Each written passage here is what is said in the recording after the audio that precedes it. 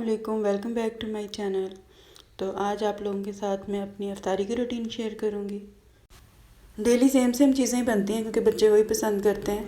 آج میں نے تھوڑا سا مینیو چینج کیا تھا اور میں بنا رہی تھی بریڈ، تو اس کے لیے میں نے ڈو رائز ہونے کے لیے رکھ دی تھی اور ویجیٹیبل وغیرہ کاٹ لی تھی، اور اس کے علاوہ یہاں پر میں سالن بنا رہی تھی کچنار گوشت کا، تو یہ بھی میں نے دن میں بنا کے رکھ لیا تھا، جو یا تو سحری میں کام آئے گا یا پھر رات کو اگر کسی کو بھوک لگی افطاری کے بعد تو تب کھا لیں گے۔ اور یہاں پر میں بنا رہی تھی پوڈنگ، اب یہ ونیلا پوڈنگ بنا رہی ہوں میں، اور اس کے اوپر میں نے اسٹرابری جیم بنا کے تو وہ اس کے اوپر ایڈ کروں گی میں۔ اس طرح سے کوئی بھی لیفٹ اوور فروٹ ہو تو اس کو ہم اس طرح سے بنا سکتے ہیں۔ اس میں پانی اور تھوڑی سی چینی میں نے ایڈ کی تھی اور اس کو میں نے بنا لیا تھا، اس طرح سے کوک کر لیا تھا، اور یہ ٹھنڈا ہونے کے بعد یہ تھوڑا سا اور گاڑھا ہو جائے گا۔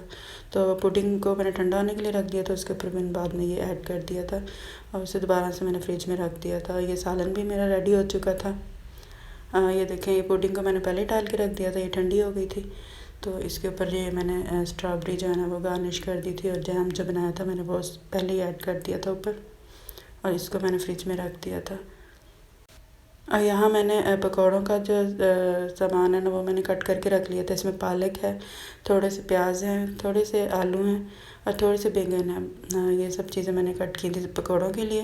اس کے علاوہ یہ بیگن کے پکوڑے بنیں گے، ان کے سلائس جو ہے نا وہ کٹ کیے ہوئے ہیں۔ اس کے علاوہ فرائز بنیں گے، اور دھنیا میں نے بنا کے رکھا تھا، اس کی میں بناؤں گی سوس۔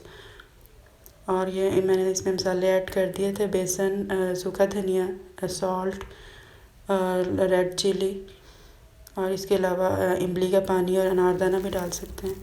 تو یہ سب کچھ ایڈ کرنے کے بعد اس کو میں نے اس طرح سے مکس کر لیا تھا۔ اس میں بہت زیادہ پانی ایڈ نہیں کرنا کیونکہ پانی خود بھی سبزیاں چھوڑ دیتی ہیں، تو اس کو زیادہ پتلا نہیں کرنا کیونکہ یہ بڑا پانی چھوڑ دے گا تو یہ خود بخود ہی جو بیلنس ہو جائے گا۔ اور یہاں پر میں نے بریڈ کے لیے جو ڈو رائز کرنے کے لیے رکھی تھی وہ ہو گئی تھی۔ اس کو میں نے جو ہے نا 4 برابر حصوں میں نے اس کو کاٹ لیا تھا، ڈیوائڈ کر لیا تھا، اور اس سے جو ہے میں 4 بریڈ بناؤں گی۔ یہاں بریڈ کے اوپر میں نے سب سے پہلے جو ہے نا اس کے کناروں میں چیز لگا کر تو اس کو فولڈ کر لیا اس شیپ میں، اور اس کے بعد سوس لگانے کے بعد اوپر میں نے شریڈڈ چیز جو ہے نا وہ میں نے ڈالا ہے۔ اس کے اوپر میں نے کوک کی ہوئی چکن جو ہے نا وہ ایڈ کی ہے۔ یہ بالکل میں نے اسی طرح سے کوک کیا جس طرح کے جو ہے نا ٹکا پیزا کے لیے کرتے ہیں۔ اور اس کے اوپر میں نے کیوب میں کٹا ہوا جو ہے نا وہ پنیر میں نے ایڈ کیا ہے۔ اس کے اوپر میں نے آلیوز ایڈ کیا، اور یہ میں نے جو ہے نا ویسے ہی میں نے ڈیکوریشن کے لیے صرف یہ اوپر میں نے سلائس رکھ دیا ہے اس کا ٹومیٹو کا۔